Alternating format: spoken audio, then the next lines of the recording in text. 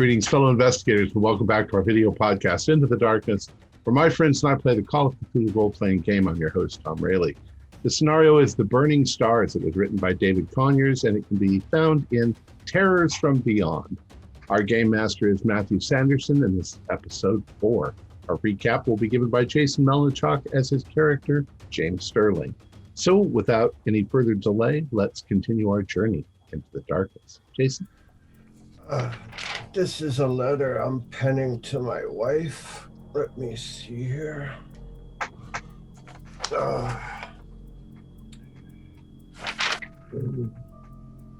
My beloved wife, Janet.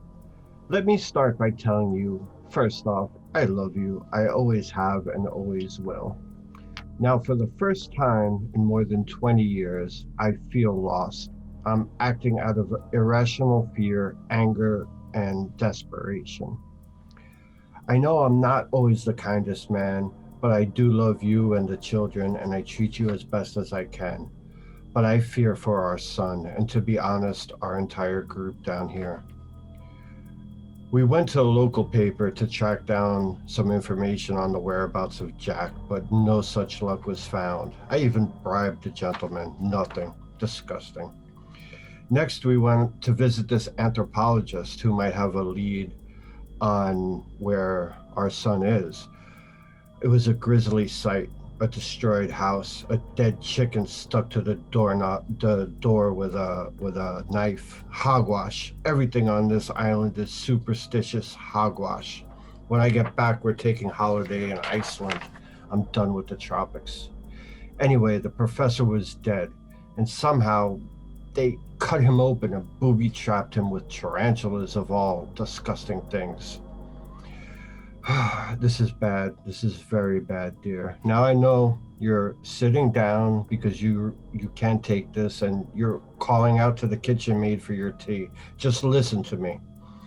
I will return in a month, but if I do not, go see Father O'Malley. Tell him I have not returned. He will give you a key and instructions to multiple safety deposit boxes. Sell off all the stock in the company, disappear. But there's one envelope there I prepared before I came down. Send that off to a Mr. Senegal and tell him to unleash hell. I will always love you, and this is probably goodbye. There's a nice happy note to start on. So, very much there. And mail it from here. It'll be there in 2 years, maybe. Yeah, give me a luck check to see if it does turn up. Right. Why do I waste these rolls on freaking 6? Yeah, it gets there. Well, it might turn up anyway. Yeah. Right. November 1st. So this is the beginning of... Sorry. Suddenly, music from the streets. There we go. The streets of San Francisco. Sorry, that was my alarm to tell me it was time for the game to begin. Sorry. Well, yep, there we go. Well timed. So, November 1st, beginning of Fetgede. Appropriately, there is music. There is the sounds of celebrations out there. Although the beginning of the day is fairly somber. It seems like most people are going to be going to church for the first part of the day. Things tend to get a bit more colourful the closer it gets to dark, and then into the evening. And you've got 2 days of this, so this is just the first day. So everyone wakes up in their room. Nothing eventful seems to have happened during the night. You've not had any particularly crazy dreams. Let's see, certainly nothing ominous anyway. So, ball's in your court. What do you want to do now? You have the name of that Mambo that Dr. Northeast was talking to. Might be worth speaking with her, getting some more information. Yeah, I agree. If we get there and that she's still alive, or he's still alive. Was it a he or a she? It was a woman. She. Yeah, I think we want to case her place for a minute before we burst in. We don't want to find another booby trap. but we do want to talk to her if she can still be found among the living. Curious if our military fellow is going to try to get in contact with us today after last night. A show for the keeper. Mhm. What's the timeline on that supposed ritual? Like, how many hours do we have until it was said that they were going to torture Jack or kill him or whatever? I am not sure that you have the full picture enough to work that out yet. Okay. I We know it's think we tomorrow. remember that it's a 2-day festival. Yeah. He said like the second, I think was what we'd heard. Yeah, the second at some Right. point. So yeah, it's you don't do the sacrifices at the beginning because then you got no climax. And Madame Josephine, we have an address for. Certainly do, because it was in Northeast Journal. So All it's right. just a matter of how we want to approach it. Do we want to and I- all go together, but some of us hang outside just for safety? I'll hang outside, of course, for safety. Think so. I know we also talked about there were a few notes that we had left behind. Cult of the Floating Horror, Star Pools. I think Donna had talked about maybe doing some research. Yeah, into the that. library. Apparently, we had been to the library before in our notes, so it might be worth retracing our steps, getting that info again. Is there any chance the library is going to be open on All Saints Day? That's a good question. Seems like a place like this, everything that isn't completely required for daily life would be shut down in religious observance, but doesn't hurt to swing by. Look, if you need in, and there's nobody there, there's ways if we're just careful. And we're not going to be doing anything illegal. We're just going to be looking at books, right? Yeah. If they're closed, there certainly won't be any staff there watching the place. And the doors and locks here don't seem to be very tough to get past. Are there any other leads that you might want to follow up on? Well, there's a question of whether I want to speak to Senegal. Didn't you reach out to him, Sterling? Mr. Sterling? Yeah, I believe O'Neill was going to take care of that. O'Neill mentioned he was going to go and phone Senegal, but hasn't actually acted upon that yet. Yeah, I wasn't sure if you want to get that involved in that direction yet. I mean, I've calmed down a bit and time is short. Maybe he just knows some information. Is that a letter for your wife? You want me to Yes. go? I can go. I'll mail that and I'll give him a call if that's Here what you you want. go. All right, thank you. I will go and give him a call. I'll be back in 20 minutes or so. Mhm. Or I'll be back instantaneously and we'll all be sitting around the table eating dinner, scratching our heads. If you Please be find careful. yourself covered with blood, try to make double time. All right. I'm Okay. going to take myself a piece of paper and a pen and write down if something weird happens Good plan. and stick it in my pocket. All right. Okay, so little montage sequence. You head downstairs to go to find the concierge to get the phone. He will happily provide it to you. You pick up the phone. You pick up the handset, and then you cannot you don't quite freeze, but you suddenly think, "Hang on a minute, what is his number?" And you don't know it.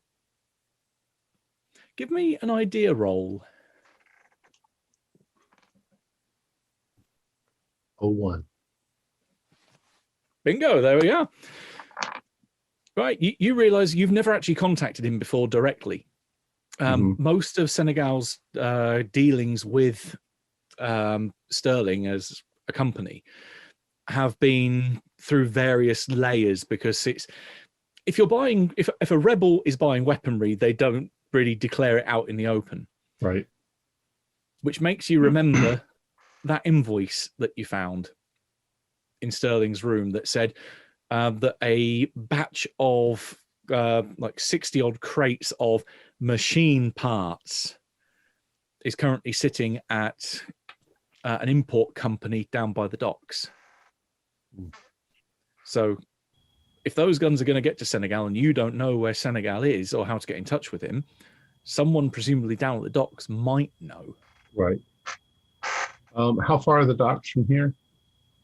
About the same kind of distance as it is. It's very close to where the newspaper offices were last night. So you're going across town to the north, but Right. kind of swinging over to the west slightly. So what I'll do is I mail the letter, and I'm going to head upstairs back up really quick.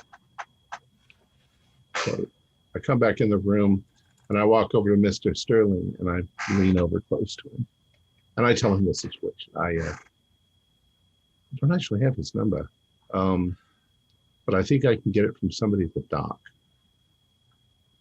Yeah, I think we should do that because we have to at least know what he knows. All right. And when we go down to meet him, we got to make sure that OSI isn't tailing us or the Navy.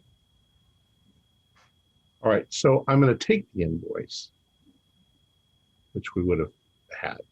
Actually, just memorize it and burn it because. Well, I want to be able to show it to them to prove that Oh. I'm We'll let your O1 ride. That's a good idea okay. because you need to have proof that you've actually got some kind of dealing with this enterprise. All right. So I'm going to head down towards the dock master or whoever would be in charge of the shipping. Okay. Is anyone going with you? I think we should just go as a group and hang back. No, No? I don't think so. You guys have other things to do. Yeah, we have currently 3 planned destinations. Go to the library, and I'll meet you at the library, and then we can go to the Mambo Okay.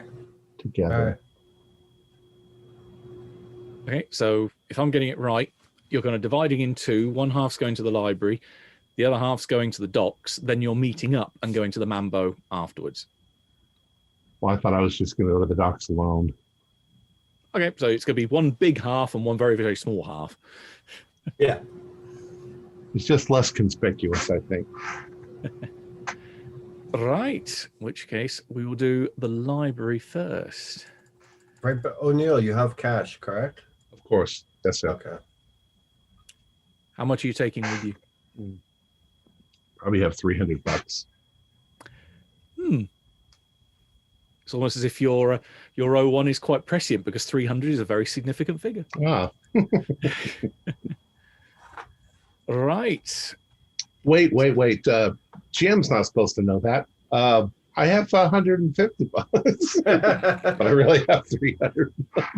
Also a quite significant figure if you pass a certain roll. Right. The rest of you head off to the Haitian National Library. Can I have a party luck roll from the group heading there? So whoever in that group has the lowest luck. Not me. I have 75. I have 70. 80. Oh, I guess it's me. It's 60. I've got 52. Ooh. It is not. Guy beats you by a few points. Got 52, but I can't seem to find my dice. It just confirms the Ah, low you- luck. You said a game alarm, but not the dice alarm. That's why. Yep, that's a different alarm. That's the tune from Space 1999, the dice alarm. Your dice being- And I rolled 99. Oh, Oh, great. that's wonderful. Off to a great start tonight then. Oh, this is sounding very good. Everything's coming up Millhouse. Right. Everyone can give me a spot hidden roll then.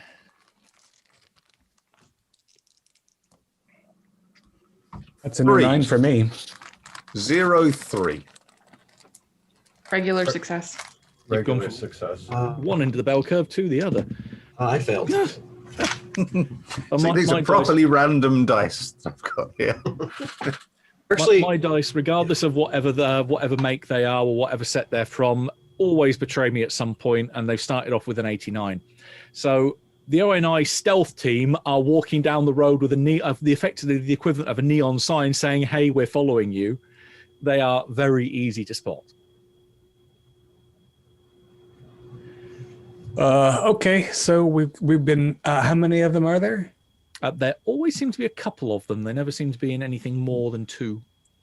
Now, what do you think, Guy? If one of us goes left and the other goes right, are they going to split in 2? And what if one of us goes in a third direction? Are they going to wet themselves and fall down on the sidewalk? Worth a try. I'm pretty good with a lockpick set. You are too, I believe. I'm even better. We only brought one. So, Mr. Sterling, here's my recommendation.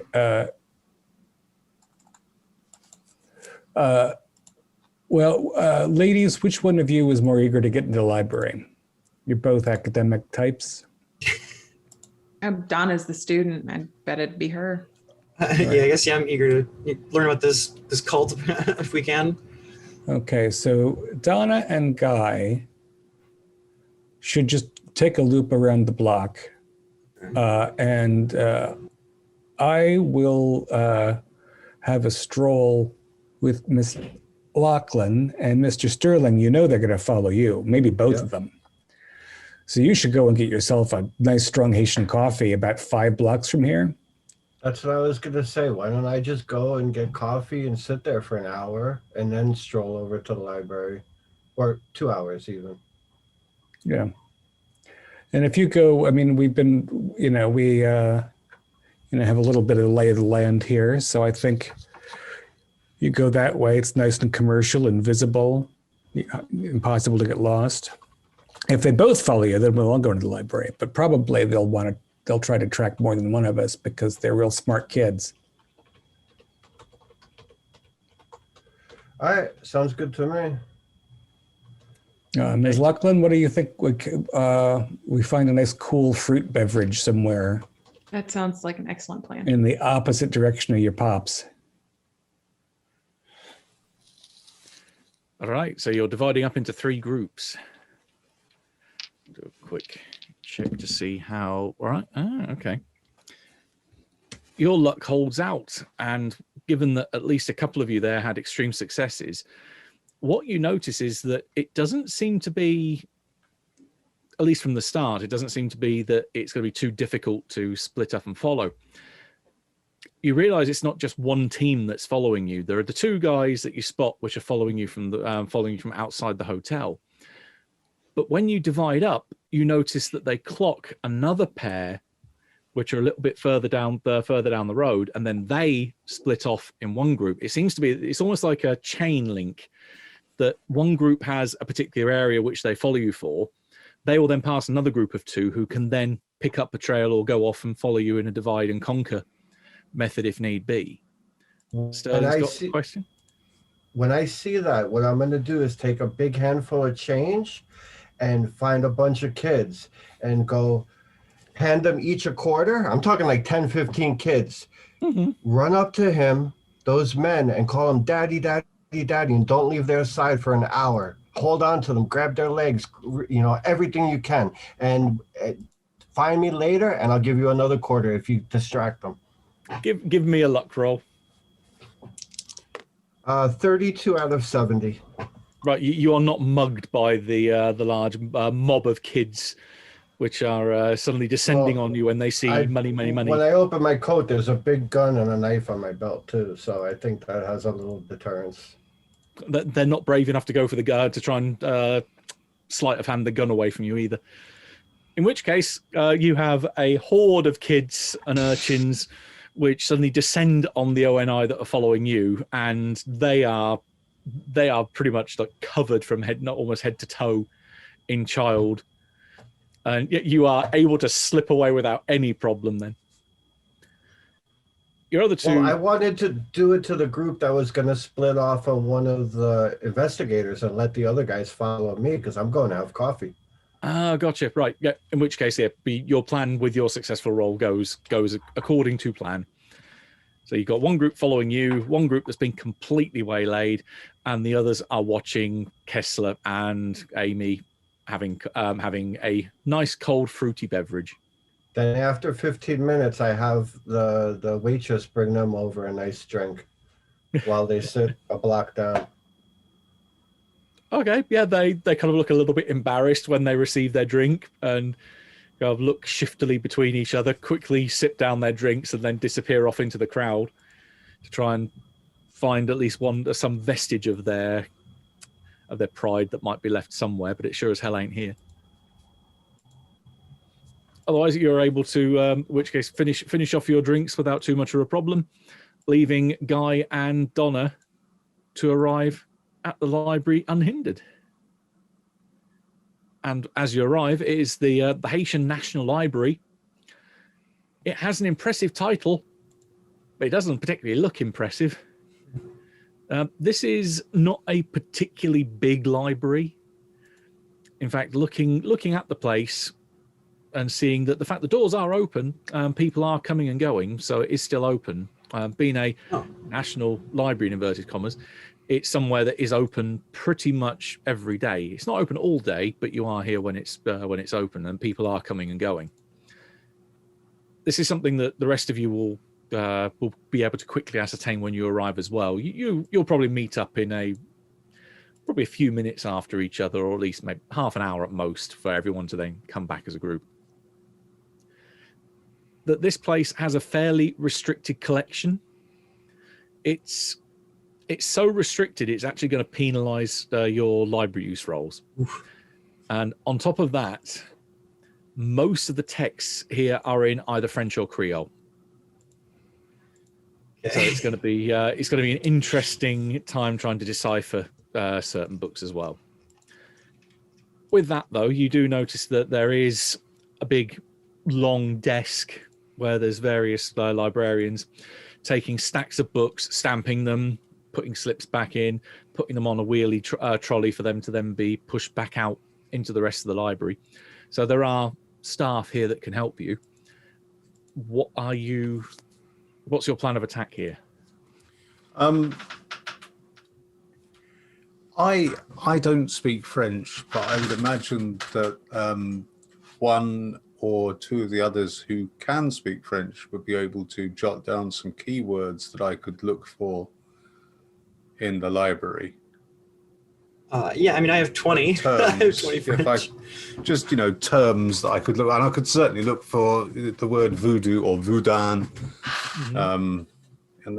things like that. I wouldn't be able to necessarily read the things that I could find, but I could probably look for them, surely. And I'm trying to find the handout from before. Does anyone remember, we had it was Cult of the Floating Horror, and what were the other notes with the library? I will bring up that note. Thank you. Yeah. Kessler's notes from before. Phrase Star Pool stands out. That's what it was. Star Pools and Cult of the Floating Horror. And was there something else, or was that it? Voodoo. Well, there were several names. And then it just said voodoo, yeah. And just voodoo. Okay. Yeah. Well, there's also 50 Rue Picot and Picot, but I think that's separate from the library notes. I think that's Dr. Northeast's address. Yeah. It used to be. The first 3 lines are the address of the Tarot Reader. The second 3 lines are Northeast's address. Mm-hmm. And then the last 4 are related to the library. Gotcha. Yeah, so I guess just maybe look for the French word for voodoo and the French word for cults. Maybe pool and star, but if I know those, and that's it. Okay, we won't put that down to a roll to do the French translation. That'd be a bit too minutiae for me. Right. Your library use skill here, because I don't think there's a way this would carry over into 7th Ed rules particularly well. So we'll go with just because this was written for a previous edition. We'll go with the rule that's here. Your library use, because of the poor quality of the collection here, and its very limited size, is capped at 50%. So if you've got over 50% library use, then you just stop at 50. Gotcha. Right, so I'll go round, because I presume you're kind of again divided and conquer with these various words that you're handing out to people. Sure. What topics people are going to look for. So we'll start with Donna, because you're the one that's handing out the go on the list. What word or phrase are you keeping for yourself? I guess I'll check out star pools. That one definitely interested me because what is a star pool? So I'll look for if I can find anything that relates to that. Okay, give me a library use roll. Ooh, I got a 10. So it's just a hard. Okay. In which case, you are fairly confident. It's not that you're thinking that, where could it be? You're fairly sure there's nothing here on that topic. That's So unfortunate. Okay. There is a distinct absence of anything related to the star Gotcha. pools.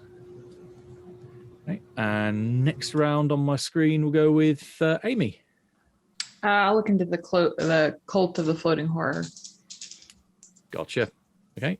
Definitely library use there. Okay, that's a hard success. Right. You find, in particular, as you're looking through, trying to find anything that's in, say, connection with this, a title that stands out because it's on your list: Africa's Dark Sects.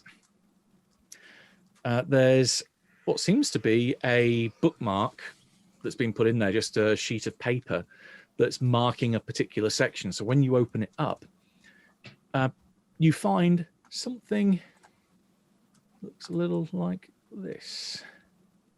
It has the same back, it has the same color scheme and the same hand-painted appearance that your previous card that you found looked like.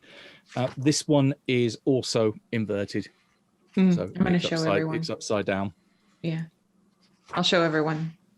This looks like the one we found in Mr. Sterling's bathroom. Indeed, it's definitely part of the same deck. Although you're missing quite a few cards if you wanted to hold it. You don't look very hanged, but what's wrong with his fingers? And is it just me, or can you see through parts of him? Yeah. You can give me your choice of occult or Cthulhu Mythos. Is that anyone looking at it, or just Yep, anyone that's looking at it can give me either one of those rolls. But they will give you different results. So We'll go tell for me which one Cthulhu you're using. Mythos. No. I went for occult and I got a 35, so just a regular. Okay. The cards translate, or the card's meaning is selfishness and egotism. So at least you get the meaning of the card. Yeah, I'll relay that. Yeah, it's definitely, giving off, those kind of vibes. Ms. Lachlan, was that one of the cards that you saw at the Yes. pastry shop? No, this matches. Oh, you mean, did we see the Hanged Man in the pastry You shop? did get a hangman, right? Because Yes. there was talk about sacrifice and selfishness and loss and stuff, as I recall. I believe, if I'm not mistaken, it was, was it Death? The Hanged Man. It Devil? was the Hanged Man inverted. Yep, and Death? that is. Death, Devil, Hanged Man, Yep. something of Wands, Ten of Swords. 10 of Swords, 10 of Wands. 10 of Wands, 10 of Swords. Yeah, and the note, the Madame Marie said that the Hanged Man upside down, it's selfishness, and she warned us to ignore false prophets when she showed us that as well. So are we out of order, or did we get the devil? You haven't got devil yet. No, all we have is I thought. that one that wasn't part of the deck, right? The one in Mr. Sterling's room, that's not part of a normal deck, isn't it? Or Neither is this, but they're both. All of these are. Yeah. oh, okay, I see. These are all variations of a particular Oh, nature. okay. I Probably thought not. the something label Because that one was this also not. man isn't hanging. This man is something else. Yeah. Did anyone pass Cthulhu Mythos if you chose to roll that? No. No. Okay, no problem then. In which case, we will go for another handout because this is the section it was bookmarking. I had been warned earlier that the ceremony I now witnessed, although it had trappings of voodoo from the Congo, was in fact derived from rituals that were far older and ancient. The witch doctor, dressed in a grass suit that fully enclosed his body and his face hidden behind a grotesque mask depicting a face with 3 eyes, called forth demons from an undersea island. The frenzied dancers around him, his possessed followers, moved with impossible rhythms. The elder amongst them shocked me when they gouged themselves to death with sharp stones. Into the fray stepped what was once a man and something else. His skin covered in black scales and his face not unlike that of an iguana. He sent shivers through my skin.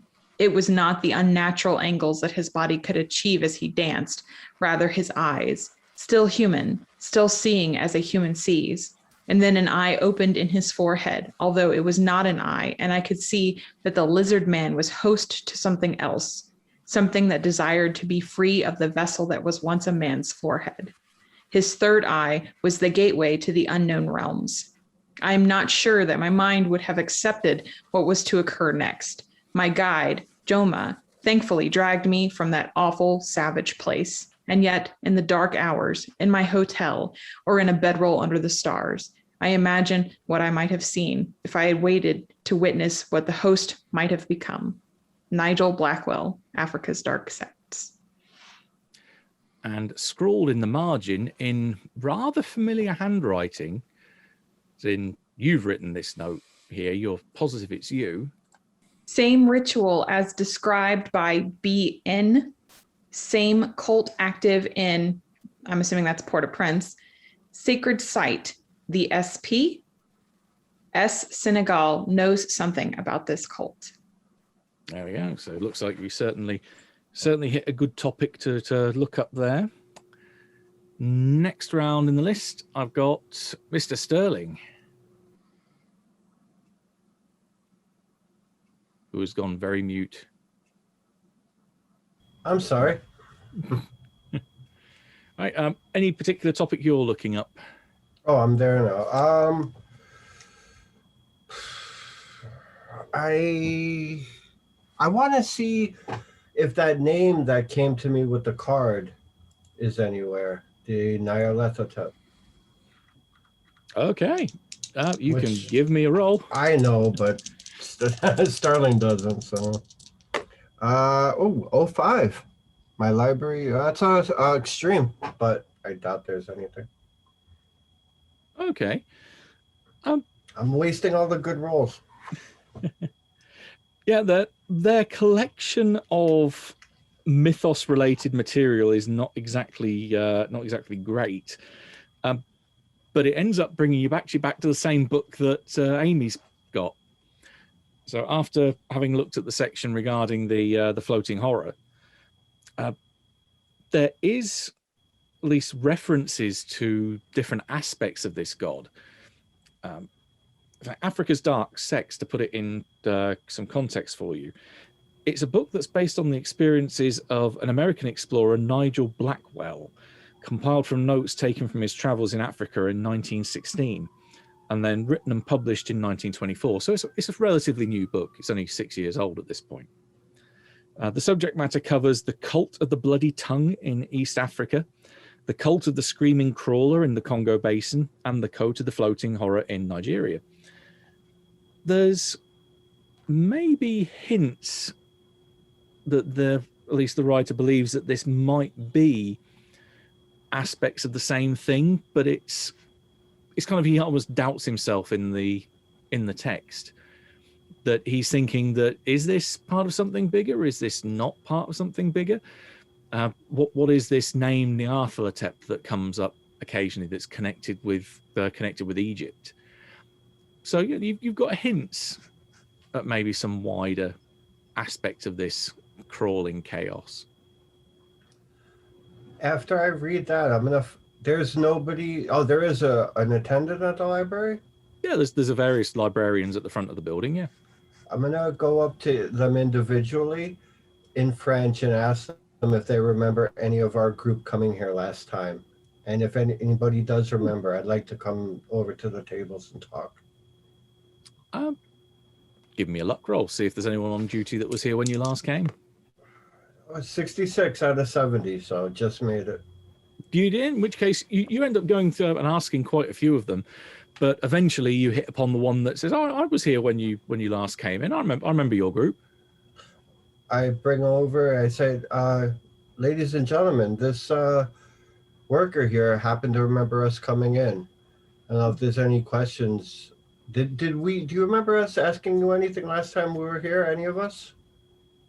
Yeah, I mean, you're asking for a few things in particular. There was a specific book that you, and then she sees it laid out in front of Amy. Oh, you've got it again. Africa's Dark Sex was an interest of yours that we had to go and find out on the shelves. Also asking things about voodoo and tarot and various different cults and a whole variety of stuff, really. Very, very much in the esoteric camp. I take it you're looking into more of the same, eh? Yes. And my apologies. Silly me. I was taking notes, and I seem to have misplaced one of my pages of notes from last time. And so I was wondering, are there any other books that we had last time that you don't see us already? We're just trying to make sure I didn't leave it in the back or on accident, or drop it under the. I can go and fetch a couple of titles. I don't think there was anything particular that stood out from memory, but I can go and retrieve the same text if you want to have a look through those. Yeah. I mean, especially anything that we were as interested in as Africa's Dark Sex, because I know that we found that one, but we're just trying to retrace the books that we were interested in. So. Sure. Thank you. And she toddles off. In the meantime, Guy, any particular topic from yourself? Well, I think with my lack of language skills, I think actually I'm a little bit hampered. I know one of the terms that was on the note we had was voodoo, but I have a feeling that if I were to search for voodoo in the Haitian National Library, I would quickly be overwhelmed. Yeah, you're right. You do find find it very easy to find where the books are. It's harder to find where the books stop. That you just have a seemingly aisle of shelves to choose from, and then another aisle and another aisle. Is there anything in there that specifically relates to human sacrifice? Ooh. This is where your language is going to prove a little tough. If you haven't got French or Creole, you can give me a library use roll, but I'm going to ask for a hard success. Okay.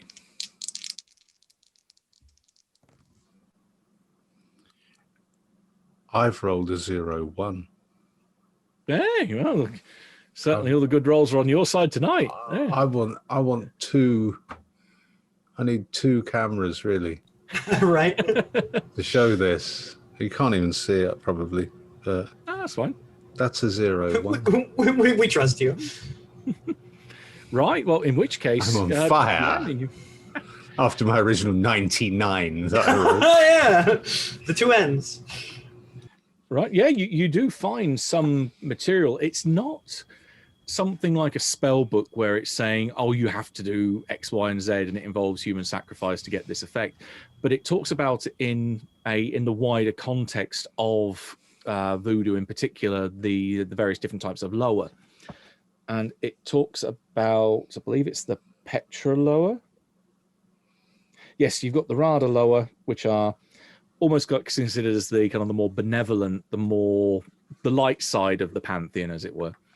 And the Petra loa is having somewhat more hazy origins. Some claim that these are the gods of the Congo, but others say that they are not of Africa, that they are something darker, that they, in a way, they're almost like a hair's breadth away from being classified as evil spirits, whereas they just have connotations, because very much like an animistic religion, you've got spirits that embody particular concepts. These just happen to be what would be considered darker concepts. So things that are not quite as wholesome and light-bringing as you would find with the Rada loa. And it's talking about how they can be, in some cases, maybe hostile to humanity, but it's just because of their very nature. It's like a scorpion is horrible because it stings. It doesn't necessarily make it that it's got an agenda that it hates humanity. It's just that it's got a very bad reaction when it comes in contact with it. And it's when it talks about servants of the Petroloa, the term Bakor comes up in that, where they are voodoo witch doctors or witches that serve the Loa with both hands, that they can perform good as well as bad magic or white and black magic. And it definitely says that sacrifice could be considered something that would fall into that black category. So it's the long story cut short is it's not unheard of, but it's not that there's an abundance of, oh, we're going to kill a whole load of people as part of our worship. But there is an aspect that it could be a tool or it could be a practice that is used in particularly the darker side of worship for the Petroloa. Okay. All right. And Dirk. Well, yeah, my language skills aren't that fantastic, but I'm good with libraries. But I was thinking I can look at pictures, and I've got this little friend here that I would like to identify. So if there's insect life local to here, I can compare. This is the still version, not the floppy one. Mm-hmm. Yeah, and try to find out what it's called, etc. Again, you then can give me a library use roll. 28 is a regular success. It would be hard if I weren't hampered by this language. True. Right, you do indeed find pictures of it. Then you're going more towards the natural world section of the library, and yeah, it's a regular common moth, indicative to the island or native to the island. There doesn't seem to be anything particularly special about it. There's no folk tales or fairy tales or anything like that about it. It's just a common moth. Why was it worth capturing one twice? And its Latin name isn't like Mothiensis nyarlathothopi or anything. There is nothing remotely mythosy hiding in its Latinate name. Mm. In fact, you have hit upon something that the scenario pretty much doesn't cover. So it is just a common moth. I have the mystery of the non-mystery, but it's good to know. All right, and so we've done Donna, already going through hitting the one topic that there is nothing about here. Which case the librarian comes back a little while later. She's not carrying anything that could be blatantly described as a mythos tome, but she's got various other books on voodoo, probably actually ones that Guy had already picked out from the shelf. A couple of books on tarot, various bits on local geography, which probably Donna has already gone over, trying to find any connection to any place called Starpool. Right. So yeah, some of them are new, some of them are books that you've seen in sections that you've perused, but otherwise don't add anything to what you already have. It seems like you've covered pretty much all the basis of all the research that you have previously done here. I would like to thank this friendly librarian and inquire in somber tones if she's heard the bad news about Professor Northeast. Bad news? Oh, you haven't? Well, it'll be in the papers. Something bad happened to him? I'm afraid he is deceased. I'm afraid he was killed. And it looks, well, not to tell tales out of school, but there was a rooster nailed to his front door. Oh. Yeah. So I'm afraid his researchers are no more. That's a shame. He used to come in here every so often. I mean, he's been researching and stationed here for almost a year now. Probably about 9, yeah, it must be about 10 months or more. Yeah, I thought you must know him, given his interests. Yeah, he was a regular visitor. Oh, that's a real shame to hear. Did well, no. I was I was gonna wondering say, if he had any colleagues that you were aware of that we haven't spoken to yet. No, I believe he was doing solo research. I suppose the closest thing to colleagues really would be either ourselves here at the library because we helped him out, or some of the more prominent figures in the voodoo community. Madame Josephine, for example. Let's have a roll, see if she knows the name. No, she shrugs her shoulders. I don't know any of the names. I just know that was his field of research. Yeah, it's a real pity. Is there anything else I can help with?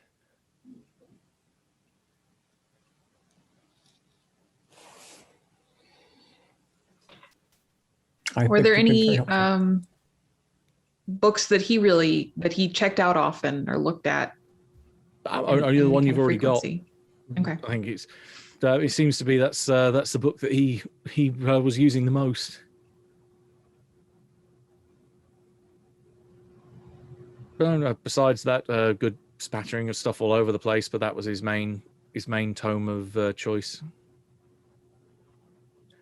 She's kind of looking a little anxious as she says, unless there's any other requests, I'll be at the front desk.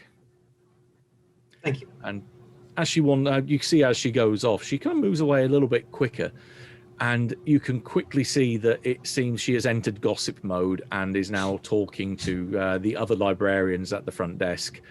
And you can see the look of horror look of distress passing from one librarian to the next as it's almost like whisper down the line, revealing the news to each other.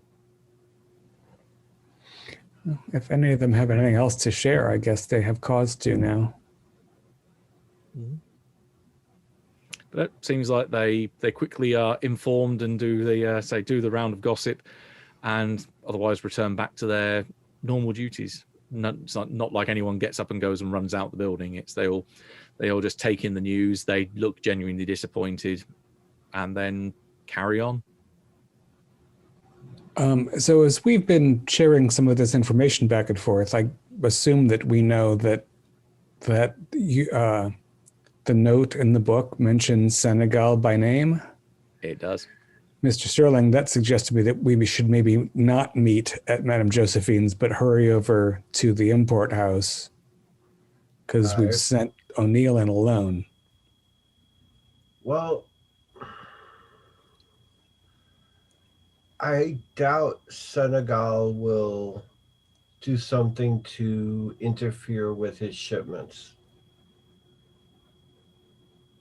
We need to speak. Hey, he wants to do what he's doing on the island. I'm his main benefactor. I doubt he'll lay a hand on O'Neill, and if he does...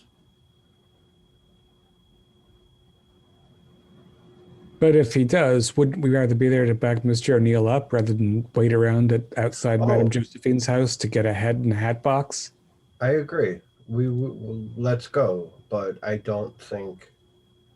O'Neill knows how to talk with people, and I don't fear for his safety, but we can go to back him up. Remember, I'm supposed to meet you at the library. So while you guys have been doing all of this, I'm already...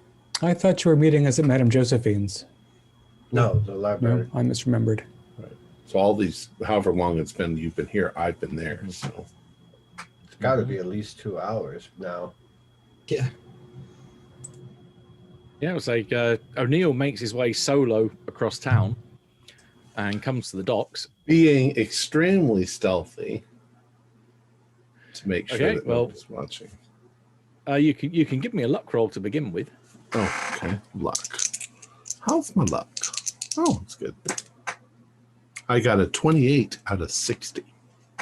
Right. In which case, it looks like the team that was stationed outside the hotel went with a larger group to begin with. So you are not being followed currently. Well, then I left earlier, if you recall. So True.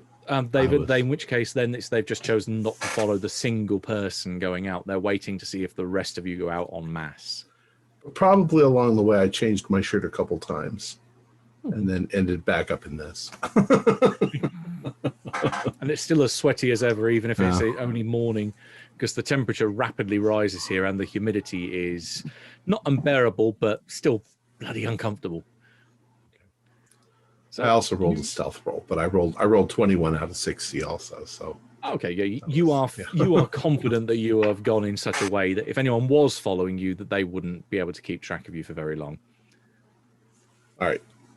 Nothing wrong with being a healthy dose of paranoia, because they are out to get you.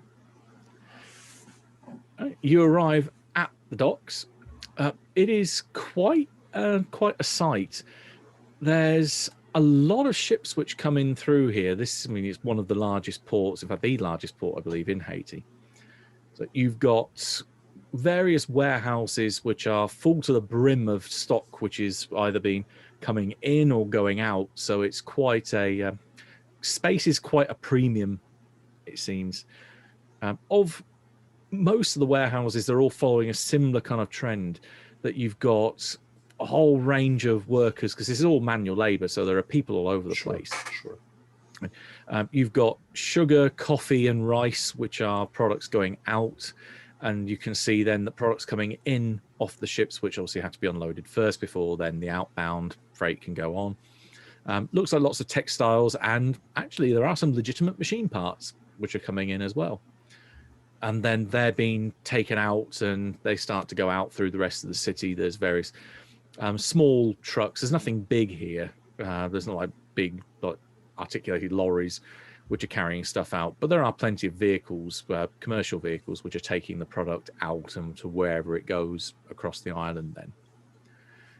And after a little bit of wandering around the area where you think the warehouse is, you do indeed find a sign that points you towards Labardi Imports and Exports. Okay. There's wide open doors, so getting inside is not a particular problem. You do notice that there are guards here, though, so they are keeping an eye on people that come and go. And there are a few people that look like they could be foremen, like either carrying clipboards or directing people. So there are very, very obviously spottable authority figures here. Okay. So I would probably, if I'm walking up to the building, I would go right up to one of the guards and say, "Where's the foreman?" I'll try a little Creole, but it's not easy. Where foreman? Yeah, foreman, boss, head honcho, Boss. basically a word that conveys who you need. And at which point the guard nods and he kind of gestures for you to follow him. Okay. So I'll follow him. Yeah, and he takes you up to this guy. He's what would be called a mulatto, so he's called the mixed breed. So he's not as darker skinned as some of the other the main workers here. He's fairly well built, pretty muscular. You think he could pack a punch if he was so inclined. Sure. He's unshaven. His clothes are a little bit dirty, but he's in a working environment, so it's to be expected. Sure. So carrying a clipboard and definitely has this air of authority about him. Go ahead. I was going to say, he just turns to you and kind of has that expression of what? Bonjour. So I'll say Sean O'Neill. You're an American, yeah? Yeah, I am. My Creole's not very good. No, my English is okay. I can spot an American. We send shipments here, and I need to contact somebody on the sheet, and I pull out the receipt, and I make sure like nobody's around looking, and I point to Mr. Senegal's name. Oh, right. So you would be with the Sterling group, yes? Yes. Ah, right. We've been holding 60 crates. He points at the invoice. 60 crates. That takes up a lot of room here. Sterling turned up and told us you've got to hold these here for a while. That was the last we heard.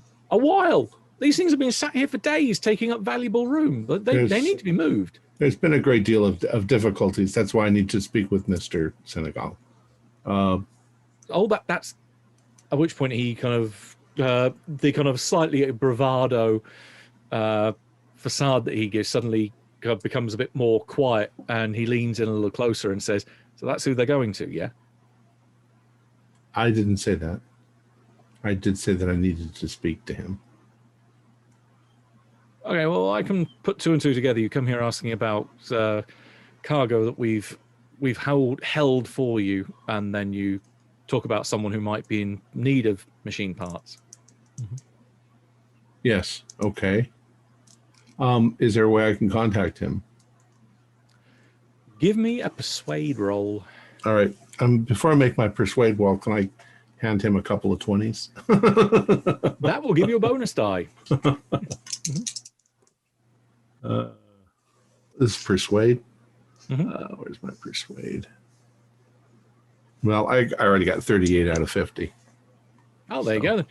Barney, he gladly takes your money and says, "Go, yeah, I'll be able to get you some. I'll be able to get you some contact information. That's not a problem. But there is the matter, admittedly, of the crates. We are going to need some kind of financial compensation for these because the space is money here, and you're taking up a lot of room with your machine parts." Mr. Sterling is, as you know, a multimillionaire. There's no problem with that. Okay, so $300 wouldn't be a problem then. Well, I just gave you some of my money. Here, take this. And I hand him what I have left. Right. We'll let the persuade roll ride, in which case he is happy with the remainder. Okay. So, right, I can show you where the crates are to give you an idea. I presume you have transport. Yes, I would like to for getting them out of here. Right, he takes you through to kind of a back portion of the warehouse that's slightly partitioned off, and you have a series of 60 crates out there, which they look a kind of familiar size. Imagine like a fairly oblong coffin that you're fairly sure would hold probably in the region of 10 rifles in each box, along with ammo, sorted ammo for them.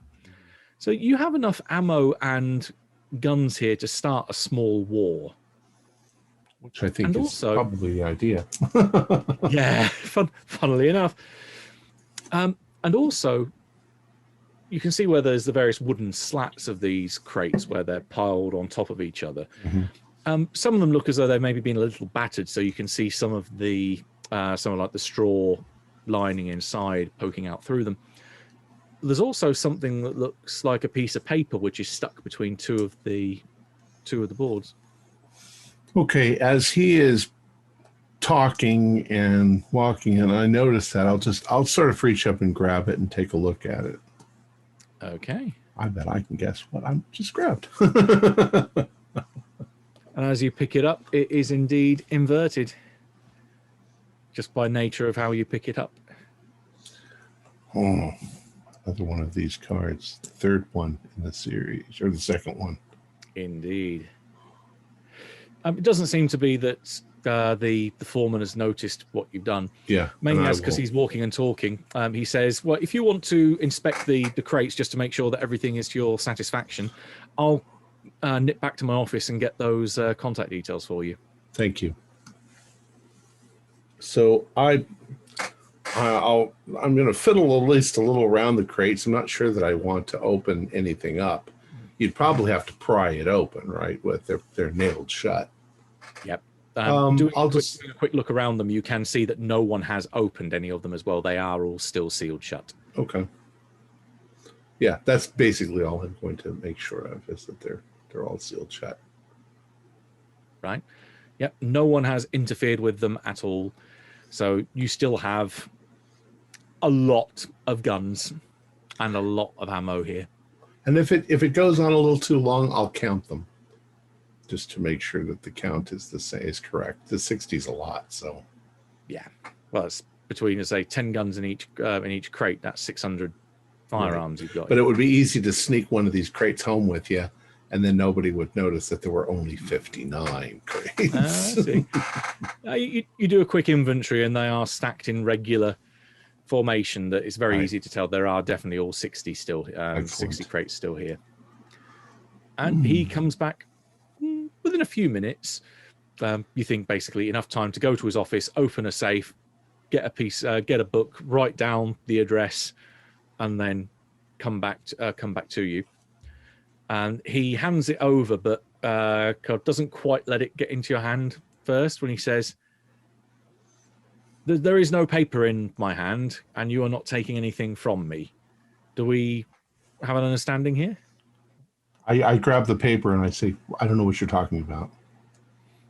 That sounds perfectly equitable for me. So, in which case, your machine parts here are ready for collection at any point you so wish. Just give me a shout, and he offers a hand to shake. Actually, I should have introduced myself, Francis Metro. Mr. Metro. So if you want, if you want to come by and pick them up at any point, so just give us a shout, and we can load them onto a truck for you or whatever transport you want to get them out of here. But the sooner they're out of here, the happier we will be. Well, if they remain here very much longer, we will compensate you for any cost that might cause. The dollar signs light up in his eyes, so he is quite a happy man. Thank you.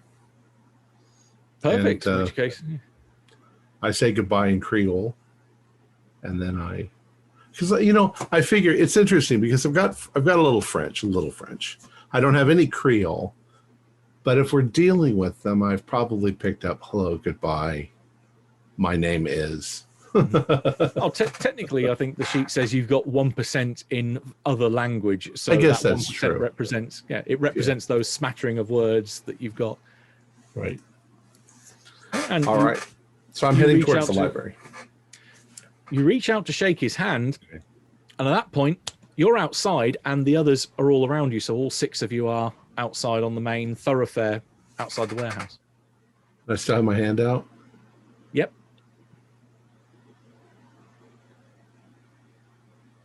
How did we? Where are we? It's happened again. Time check. You are probably about, I think, the distance between the library and here. You've probably got about an hour of missing time, which would equate with the time taken to get from the library to the docks. So, O'Neill, you're missing probably about 3 hours or more of time. So all the time that they were at the library and then to come over here from there, you have no recollection of what the hell happened after after your meeting in there. Maybe maybe it was just boring. And we just found a very convenient way of getting rid of all the boring stuff. So, Mr. O'Neill, I wish life was like that. I've sat through way too many boring occurrences to know that we don't just forget them. Mr. Sterling, I've got an address. There's no phone. Of course. I had to go to the docks. Are we at the library or are we at the docks? You're all at the docks. I also got this, and I pull out the card and show it to him. More of this. Oh, that explains. We got one too. We were wondering if we had skipped a card, and no, you just found it by yourself. That's pretty weird. Did any of us have notes from that period of time? I know Oh. several of us have been taking notes Right. throughout. I had a piece of paper too. No notes. Mhm. The only stuff that you've got on your notes for the group that went to the library would be the notes you've taken at the library. Okay. It doesn't seem like you've made any kind of note apart from, because Kessler's got his kind of time-stamped thing, would be, the last note in your would be setting off from library to meet O'Neill at docks, and that's an hour ago. There's nothing in between. You presume it would be just walking and plodding through the streets with no no weird event happening in the meantime. Whereas O'Neill, it seems like you've not written anything down. Maybe again, just nothing of consequence. So maybe there is something about that, just cutting out the boring stuff. Did we all looked at the Hanged Man card? Did we all touch it? That's up to you if you wanted to touch it or not. I touched it. It was in the book I was I looking think at. I don't know handled if it anyone too. else I'm just did. wondering if anybody didn't touch it, because now I'm thinking there's some sort of contact agent involved. I never touched the death card nor the hanged man. I haven't touched any of the cards. I don't think it's a drug. It's something else. It's this voodoo shit. Now, Matt, How? knowing the way I operate, I look around. Is there a cab waiting for me? No, there isn't. Okay, now I know something's unusual.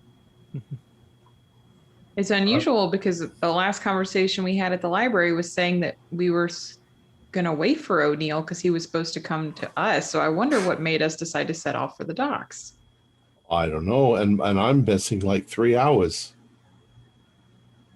My interaction at the docks took all of 10 minutes. And I was on my way to the library 3 hours ago. O'Neill, is the farming equipment secure? Oh yes, it's all there. I counted the boxes. Farming equipment. Maybe Guy, Dirk, and yourself should liberate one farming implement apiece.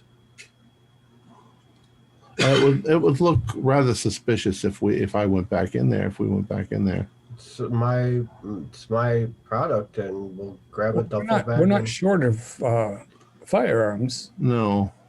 That's not the difficulty we've got. And, we only have one right now that we'd have to conceal, whereas I believe that your farming implements. Yeah, the boxes are all sealed, sir. No, the problem isn't firearms. The problem is their brains are screwed up. We got to find that voodoo woman because Yeah. because something's going on. Yeah, and Madame Josephine can't help us. I also have this address here. I hand it to Sterling. I think we should go here after we speak with this Mambo. Yeah, because you said that he's an expert.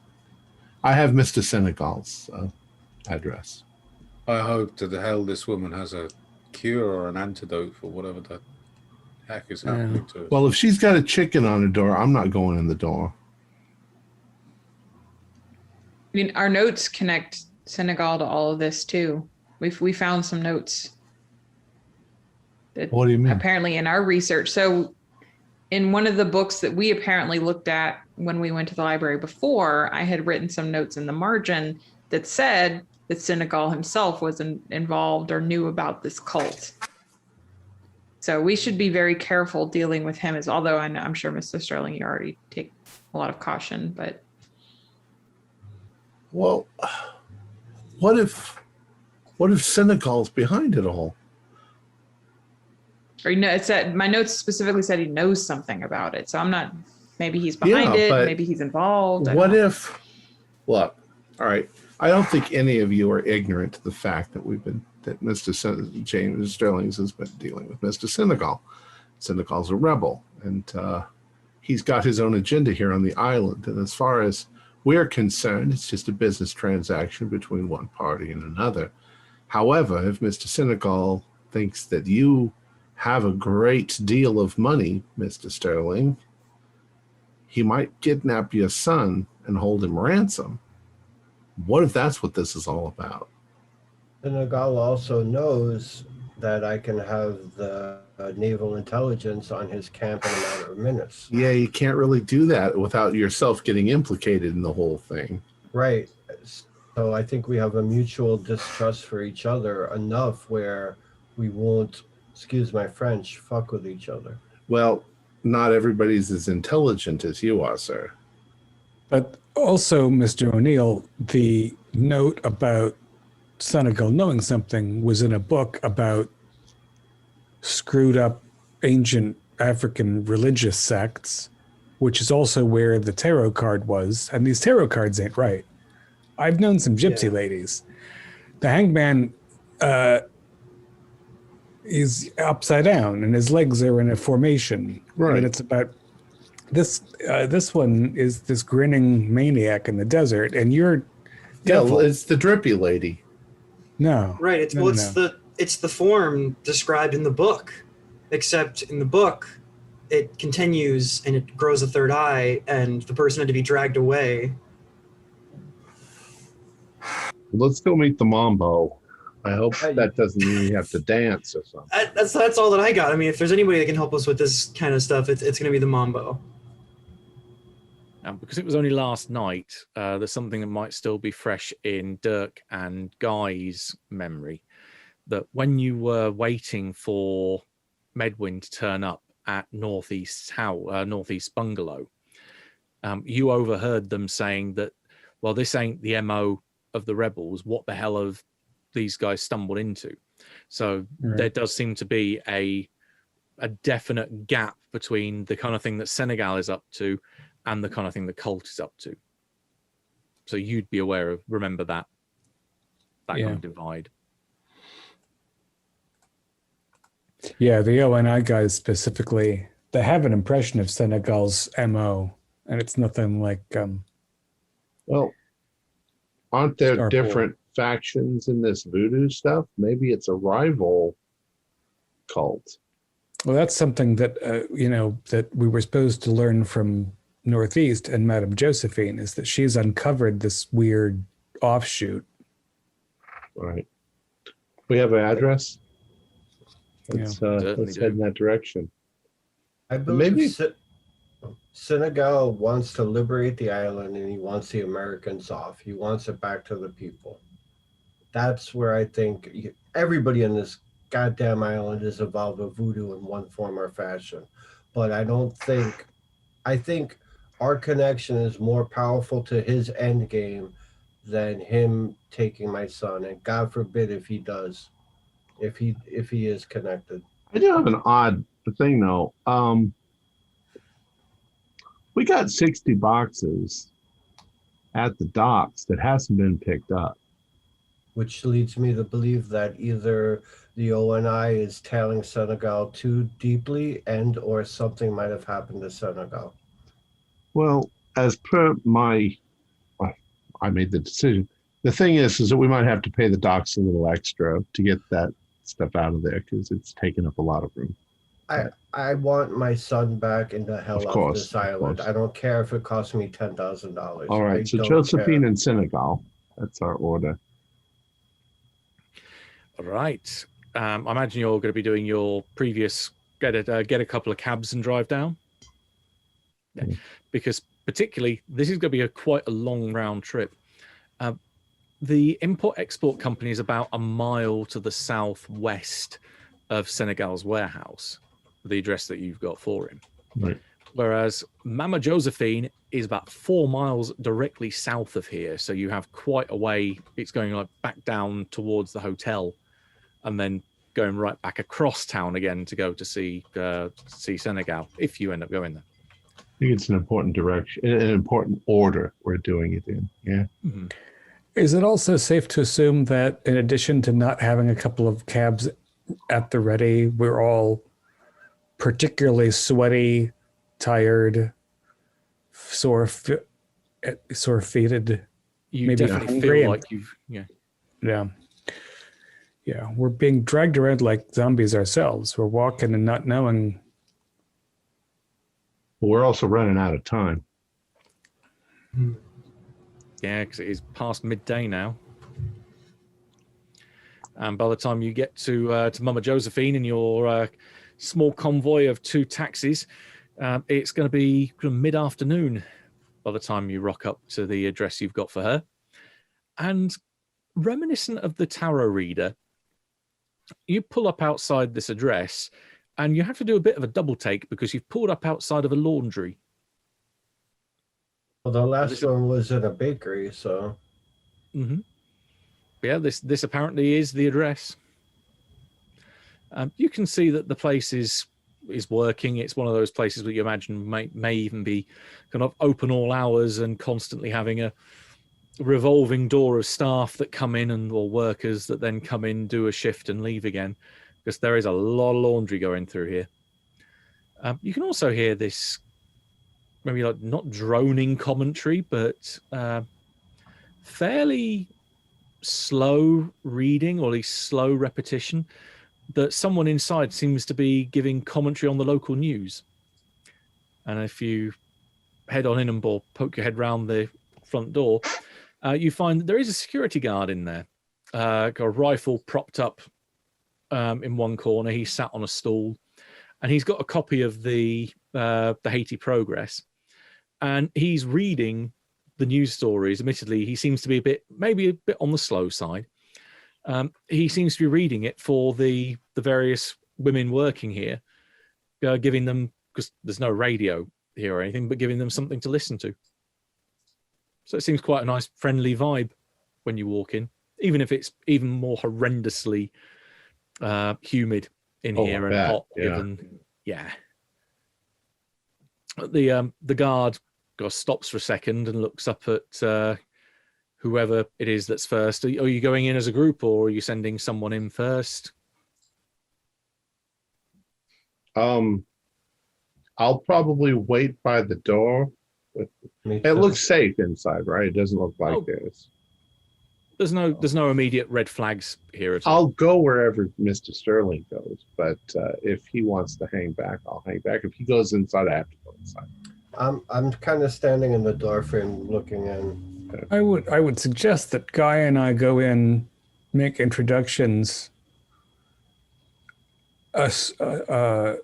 get some assurance that the whole group is welcome. And then I think we probably all want to hear what the lady has to say if she's open to seeing us.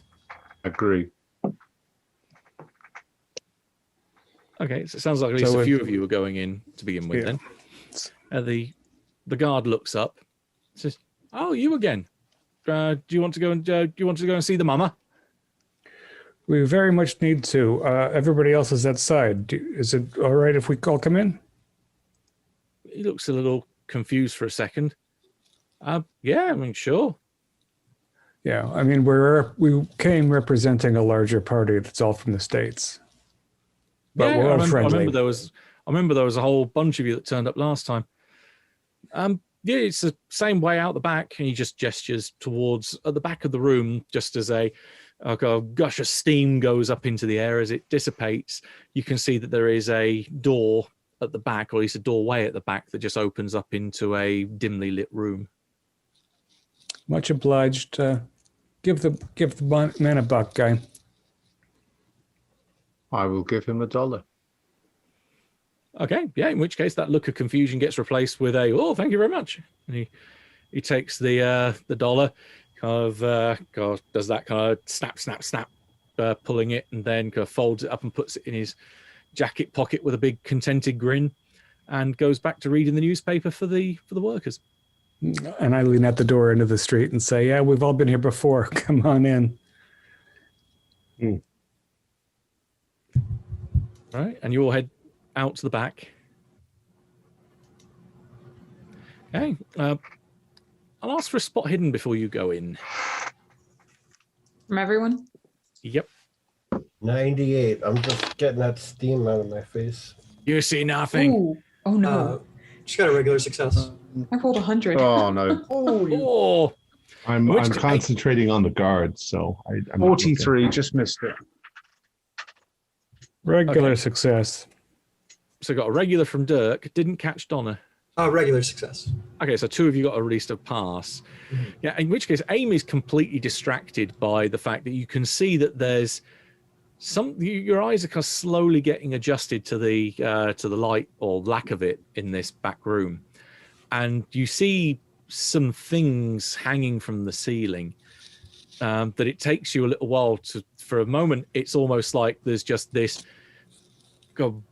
bunch or conglomeration of tentacles which are coming down from the ceiling, and they're slowly revolving, and then they're slowly chittering and moving and casting shadows in the dark.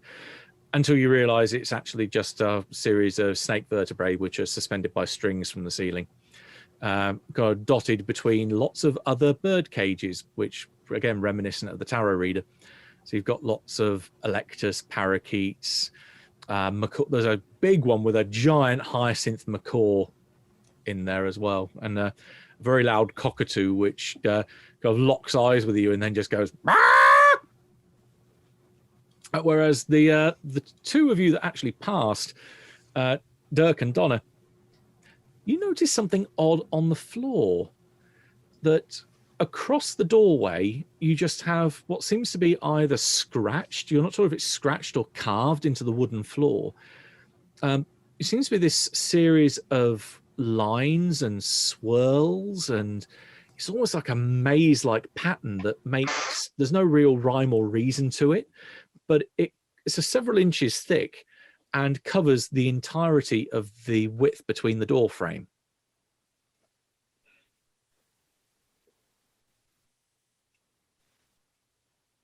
Some sort of protective ward, I would assume. I would hope it's something like that and not something more sinister.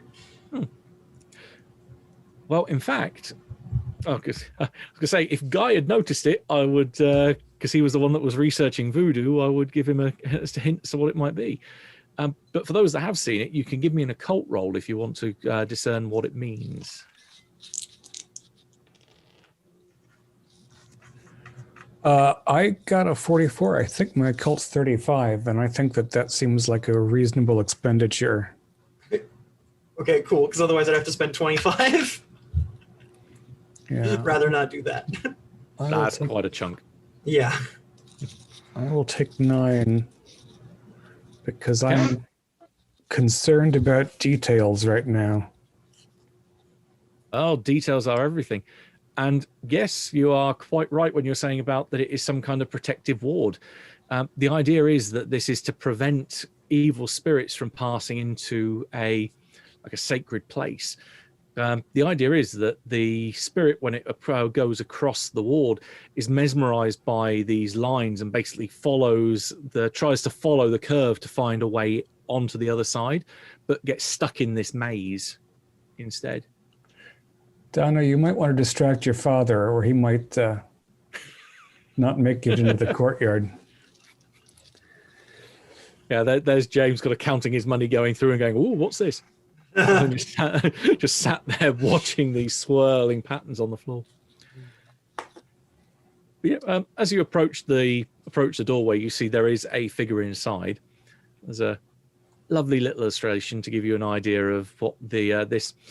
Now that you get close enough to it, you can see it's actually quite a small room on the other side, but it's still fairly dimly lit, but with enough light coming through to make out what's in there.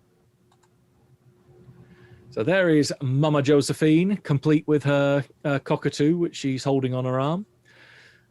Reasonably well built. You can see there are a plethora of various decorations to the walls. You've got dozens of Catholic crosses. There's various icons that are adorning the walls. You can also see all the snake vertebrae hanging from the ceiling, the parrots which are just sat there on either perches, and there's some kind of, imagine it being off camera. There's others in cages, and the big one walking around on the floor. There's also shelves on a couple of the walls, as well as what's down by kind of our ankles, down on the right hand side, where there are bottles of what look to be almost powder-like substances, but also various animals that you can see that are suspended in various different color fluids. There's things like scorpions, beetles, other not quite identifiable, but definitely look like maybe fleshy bits of something suspended in fluid. And then other bags that look very much like gris-gris, or say juju, various other voodoo paraphernalia, which are around here as well. And she is stood there with a bit more of a friendly smile on her face than the picture conveys. But smiles and says, I was wondering when you'd be coming back. Good to see you again. Please come in. Thank you for the hospitality, Madam Josephine. Oh, not a problem, not a problem. Do you have it?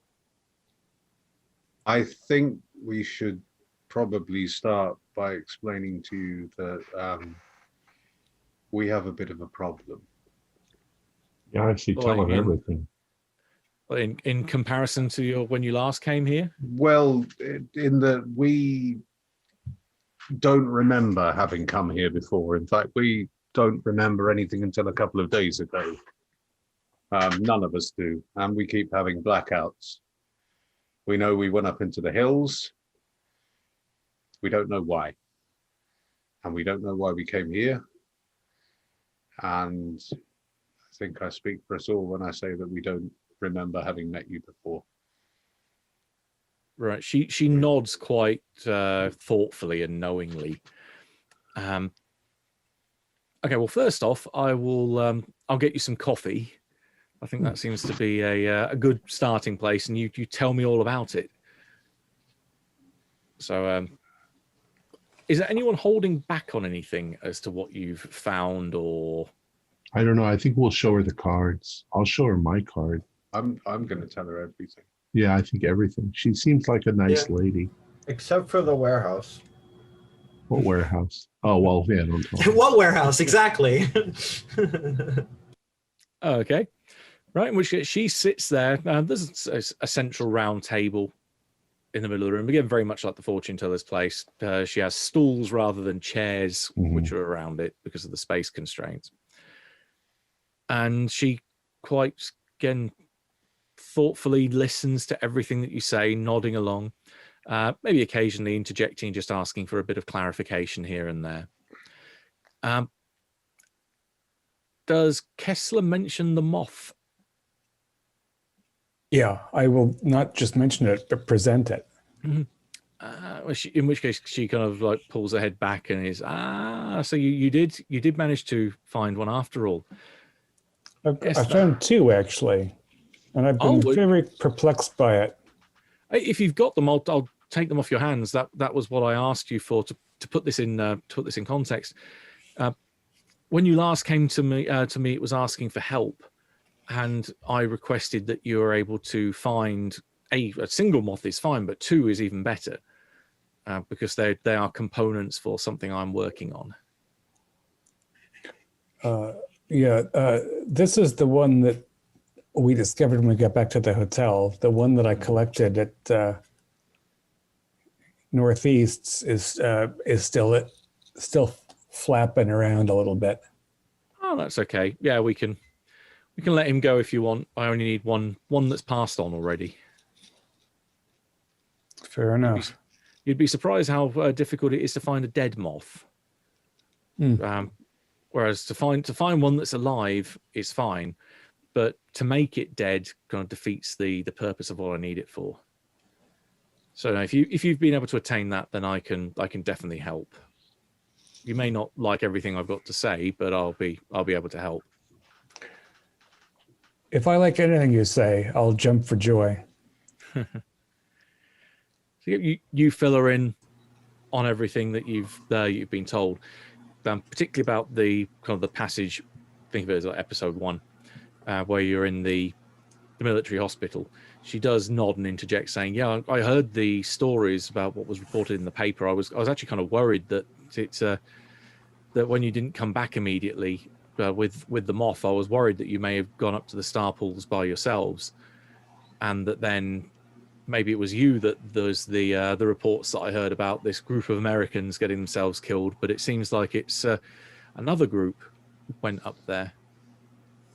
Well, I don't know what they were doing or who they were. Certainly, no one else has come look knocking at my door asking for information about this group.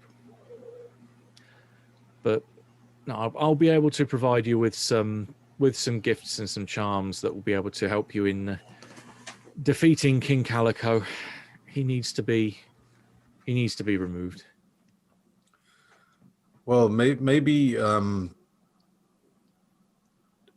sorry to ask, but could you possibly start at the beginning, because I'm a little bit confused. I don't even know who King Calico is. King Calico is the Bokor of the cult of the floating horror. They are a group that worship chaos, or at least one of chaos's many faces. And they've been looking for a long, long time for power or a means by which to call forth their god into this world on a more controlled basis. They've succeeded a few times in the past, and when it's happened, it has always foreshadowed a period of upheaval and death and destruction and chaos, quite appropriately, on the island and elsewhere in the world. This is a cult which came here but is not of here. And so this current iteration that has long since been a problem and a bane to this island is currently overseen by King Calico. Is King Calico currently a human? Yes, he is. Does he have another name? That's all I know him as. I mean, the cult is, in one sense, relatively secret. They like to maintain a facade that inspires fear in everyone else, and to be honest, they do a good job of it. So we know what they wish to reveal. No one's got inside the cult to find out any deeper secrets or truths. What does the name Nyarlathotep mean? She just stops in her tracks.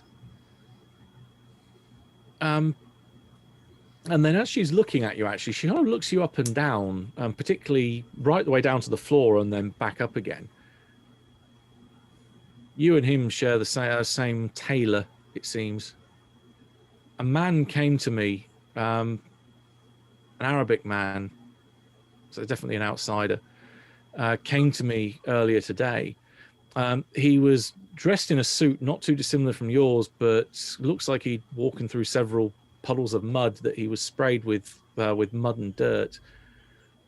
He came to me and said that you would be coming, and she reaches into her one of the pockets that's kind of hidden under her blouse and kind of made into her skirt, and said for me to give you this.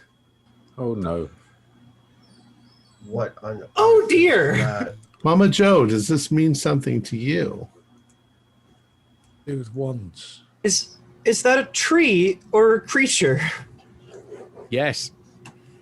That doesn't comfort me. It's just another weird card like the others. This is the. I know a bit about this particular entity, and again, the card is inverted. Again, as she hands it over. Right. I know a little bit about this entity, that it comes from Africa, that this is the god of the bloody tongue, but also something that this man imparted to me was he made a point to say that he wanted me to tell you his name, and that his name was Nyarlathotep. So it seems it's a person. It's a person. It's a thing. It's a concept. It is chaos, and chaos wears many faces. Okay, you're speaking metaphorically here. I get you. No, the thing, the crawling chaos came to my door and gave me this to give to you. How could that even enter here with your protections and stuff? She said he looked like it was the guy. He's wearing a suit. She It's was an Arab wearing man. Mr. Sterling's suit that he threw out the window. I'm kind of like shaking just a little bit. You're saying that the Arab man is the crawling chaos? No, she's saying that he said that he was. You know, remember what we just went over, that they're trying to inspire fear. Right. And is this, and he's also the floating horror, or is that just a misnomer? No, you're correct. Okay. It just sounds like the boogeyman. It's a very effective boogeyman. Now, ma'am, what do you know of Sebastian Senegal? A reasonable amount. I could call him a friend. He's a man that's had run-ins with this cult, and he's lost a considerable amount to it in the past. We were thinking about going and visiting him after you to discuss the same stuff. He would probably be receptive of talking to it. Whether you could earn his help, that's a different matter entirely. He crossed the cult once and came away with 2 broken arms and a dead brother. He has very little, I would say, intention of going up against them again. And I give O'Neill a look like, maybe not,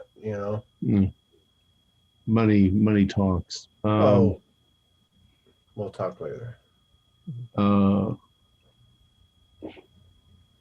trying to think. Is there more stuff that we show her the car? We've shown her that we're showing her the cards. Mm-hmm. Well, now that you got 4 of them, yeah. Yeah, and we're expecting a 5th one. It's like a royal flush from hell. The 5th one could, if I remember correctly, could be betrayal, though. That's what you reported. The lady said. The 10 of Swords. Madam Josephine, you do not seem upset by these things the way that the more common tarot reader was. I've come across. Well, I've not come across any cards myself, but I know of them, and I know that they are almost calling cards of this particular being. I want to do, when he said betrayal, I want to do a psychology roll on her. Go ahead. 22 out of 60, so it is a hard. Okay, you're not picking up anything that would kind of ring any alarm bells that it's like, oh, I'm the one that's going to betray you. Right. But you do pick up a few specific things. One, she's got a relatively good poker face. She is terrified of this cult, and she knows what Nyarlathotep is, and is also very concerned that effectively an outer god turned up at her doorstep and said, "Hey, give this to this bunch of Americans that come here later." She's someone that has a lot of knowledge about the mythos, a lot, and knows what the significance of that kind of encounter is. And he's again trying to put on a good enough face to say, "I'm not bricking my pants, honest." But she is also holding something back. Well, what kind of insight can she give us into why we're losing our memories? Is that an effect of this thing? Yeah, I think that's something we really need to know. At that point, she shakes her head and says, "I'm not a doctor. This sounds like something in the realms of that you would need to see a psychiatrist." So no voodoo stuff that could cause you to lose your memories, some dust people are spiking their foods with, or anything like that? I mean, drugs are possible.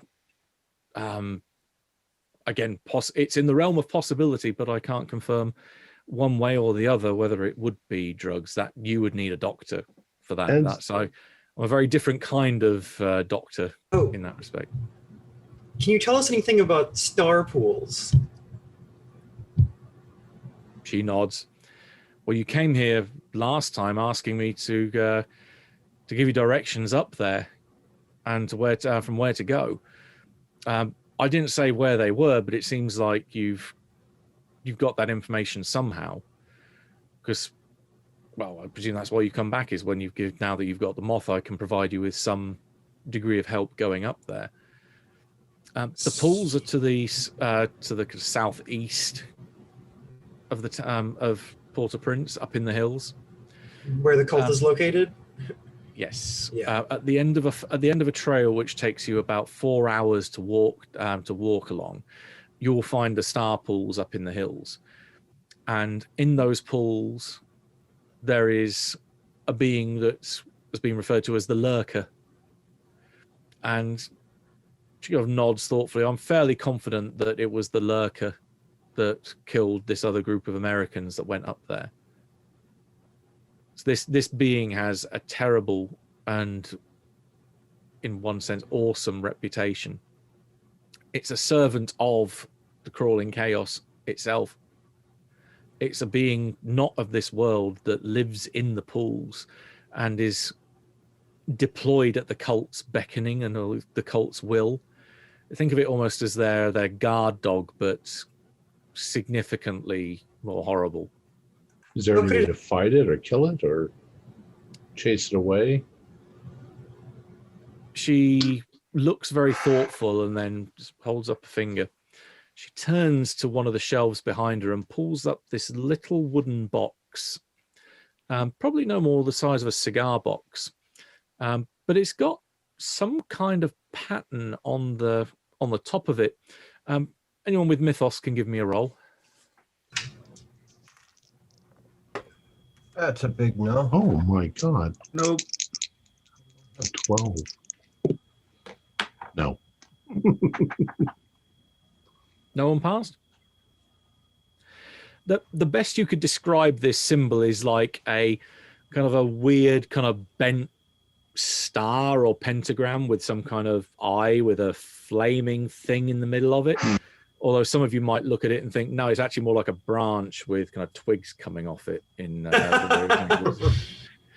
Someone knows, Shoggoth on the roof. Right. But she puts the box on the table and then opens the lid. And inside, it's kind of lined with like felt on the inside so it doesn't rock around so much, is, in very crude terms, a lump of rock. But those of you that take a bit more attention to it, it's definitely stone, probably volcanic, that one of the edges is almost curved and then it's been chipped along both the top and bottom so that curve forms a very sharp edge. So if this was obsidian, which it's something like, it's more like a greenish kind of color to it. You think if you were to reach out and kind of rub your hand across that edge, that would probably cut you real damn easily. It looks sharp. Sharp stone. Uh-huh. From our Right. And at the other end of the other end of it, so opposite the sharp edge, there's a hole that looks like it's been drilled through it so that you could put like a leather thong through it and wear it as a necklace. But there is no leather with it. It's just the hole where you think, Right. well, this is blatantly where it could be threaded through and then worn. Admittedly, it would be quite a chunky kind of thing to wear around your neck, but it looks like that's what the intention was. how big is it? Like this big or this big? Kind of fist size. Is the way Oh, I've- that big. Okay. yeah. Well, from I'll turn to the ladies. From our reading, what didn't the Ashanti warrior cut his hand with it? Well, you seem to have done some research on this. Well, the Yeah, girls this is did. This is an item of value to the cult, which I've come into possession of. If they were to find that I had this, I would almost certainly no longer be in a position where I could talk to you. Let's put it that way. This is a tool by which you can share blood with the crawling chaos. Doing so will mark you as a friend, and thereby you're able to trick the Lurker. Because using conventional weaponry and the instruments of man against something which is not of this earth, she just shakes her head. Yeah, that You're makes saying sense. if we all cut ourselves with that, then we can walk past this monster. More so than that, perhaps maybe even be able to control it. But Do you- yes, tricking the being is the only way I know of to get past it. Do you by chance know how this thing could have even gotten here? I mean, Donna, this Same whole thing. thing is magic. Okay. And it's the same way that other beings have come to this earth over the countless number of years and eons. They came from the stars. They came down from the outer black, the vast beyond, and made this world their home. I don't see why the crawling chaos would be any different. You didn't give us this tool when we came to you last time. I asked for the moth, and you said you would retrieve it, and at this Right. point I would have been able to provide you with this. But also, and she reaches back onto the shelf where the box was, has a large, almost like a preserve jar, so it's about kind of that big with a folding top and a seal. The inside is a scorpion which is suspended in what looks to be a very kind of urine-ish yellow color liquid. And she puts that down on the table. Says this will be able to help counter effect some of the negative effects of the stone, which is, say, specifically why I needed the moth What do we do? as payment to help with another concoction of a similar nature, shall we say? So you think that this lurker killed possibly the other Americans? Given that I've only been able to ascertain what I've heard on the grapevine and via the news, that no bodies were found, I think the lurker will have taken them back to its lair. Right. How did we survive that then? If we didn't have these protections? Maybe you outran them. Maybe.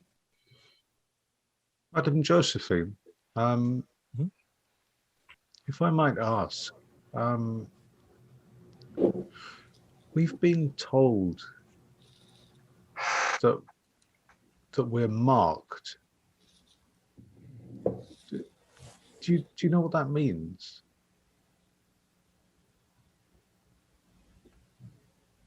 She sits back thoughtfully for a moment. I can guess, or make an informed or an educated guess, to say that you definitely did go up to the star pools, and that they saw you there, and that they will be coming for you. Think of it as being marked for death.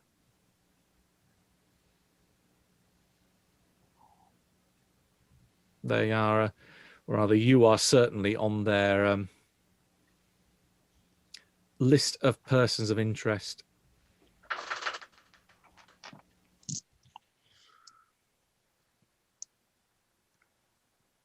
Well, it doesn't look like we have much of a choice then, does it?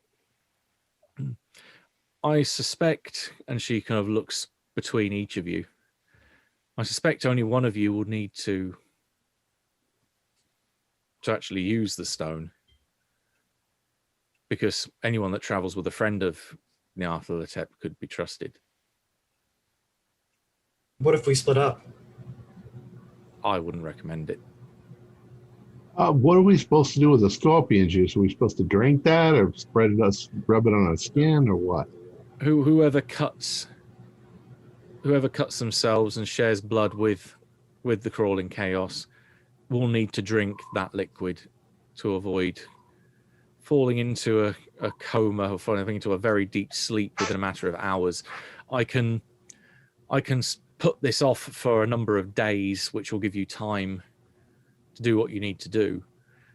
I'd recommend, if you're going up to the star pools again, that you go up tomorrow, particularly in late afternoon, because their rite with Jack will be completed tomorrow.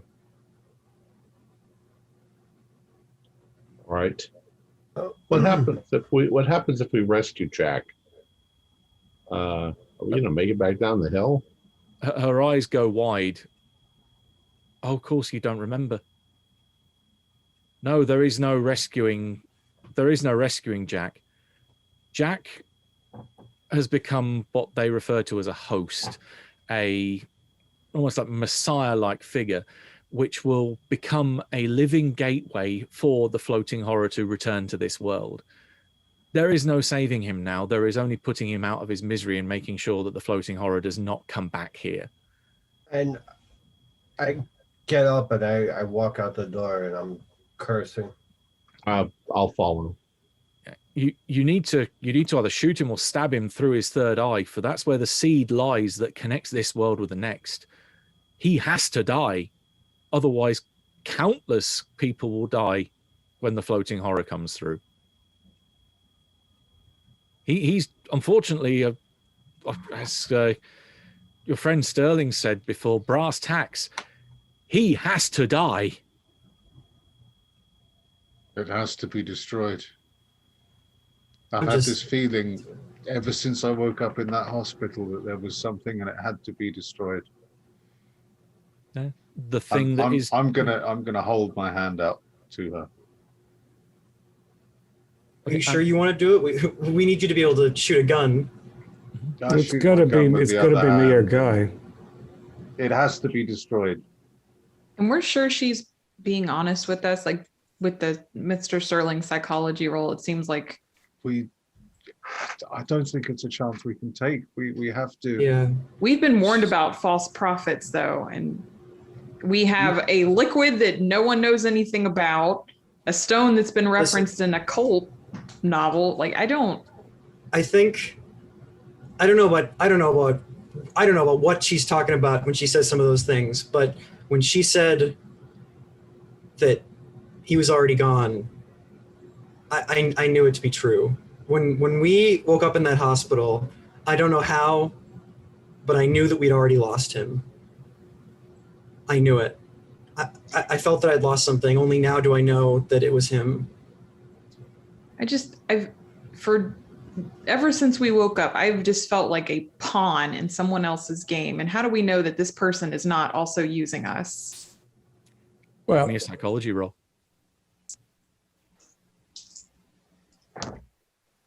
I'm going to spin the luck. That's a pass. Okay. Again, her fear of the cult is genuine. Her very passionate, saying no, Jack has to die, is definitely truthful. She is terrified of the prospect of the floating horror coming through, and she's not lying about him being a vessel. Is also that she's not lying about anything that she has said, but she is leaving out some very key facts. You're fairly sure there are some very deliberate gaps in what she's telling you. You just can't put your finger on it as to where those gaps are. I'm going to confront her. You aren't telling us everything. What is it you're holding back? Your choice of intimidate or persuade. Ooh, I'm betting persuade. I'm a rather petite person. Yes, I'm going to persuade. Mm-hmm. I'll spin the luck and make it a success. Okay. Now I was going to say, I was telling O'Neill outside when he followed me out that she's holding something back and I don't trust her. Oh, this is happening at the same point that Guy's got his hand out, and all she says to Guy before you confront her with that statement is, she says, I won't touch it. All you need to do is just run a finger across that edge. And that's the point when you then leap in saying, yeah, what are you not telling us? She looks at you and then looks back to Guy, kind of in a kind of, are you going to do it or not kind of expression, but also looks a little sheepish, says that, well, you mentioned the Ashanti warrior, which I know is my dear friend Bruce told me that tale. I can't say that there isn't going to be a risk that by touching the stone and by cutting yourself, that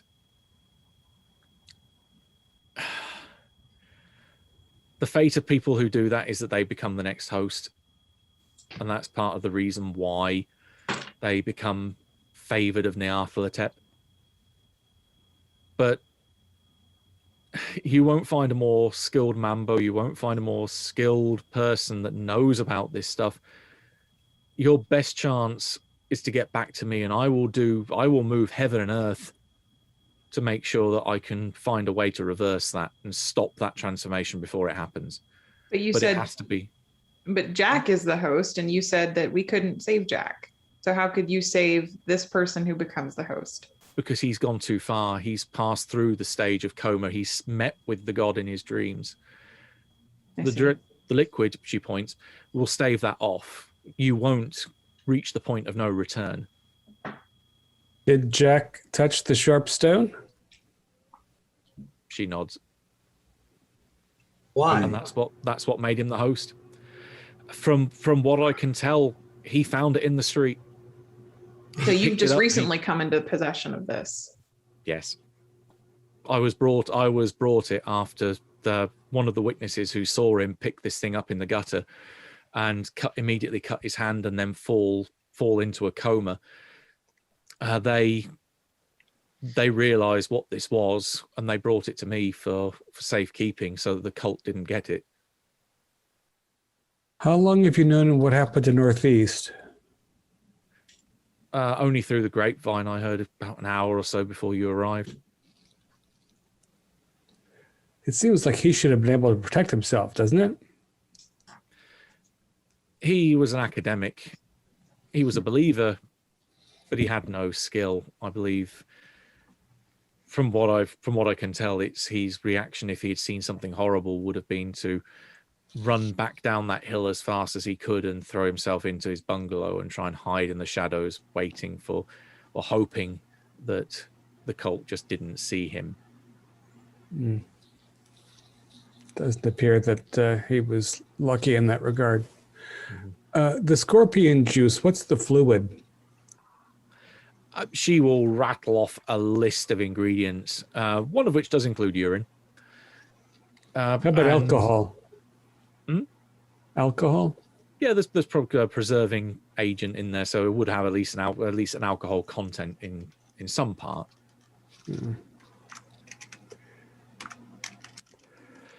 How much of it? How much of it would I have to drink? All of it? I'd say half. Oh, I'm not going to lie; it's not a great taste, but the best medicine never is. But I'm sorry, I just can't think of any other way to get to the pools without having that lurker taken care of. well,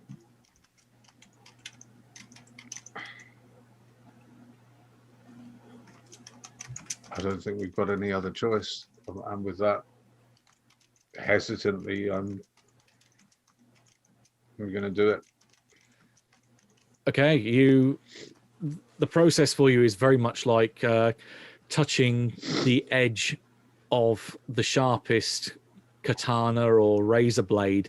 It slices through flesh like a hot knife through butter. Blood starts to flow out of your wound and flows onto the stone. You're gonna have some changes to your sheet. First off, Here we go. your POW increases to, and I've just got to quickly do the maths on this because it's an old money. Your POW increases to 150. Good Lord. And yep, that's the main thing you would notice at the moment. But yeah, this intense pain as it rips through your flesh, but that pain morphs quickly into power and an inner strength that you have not felt in any way, shape, or form before. Would that put my magic points up accordingly to Oh yes, 30? yep, it certainly does. In fact, you can give me a using your newfound power. You can give me a roll.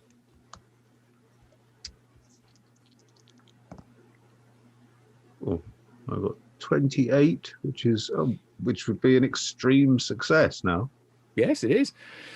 You Right. have an intimate connection to this stone, so much so that you think if you were to be separated from the stone for any either distance or any length of time, the benefit that you have obtained now, the consequence of being separated from the stone will be significantly greater in the opposite direction.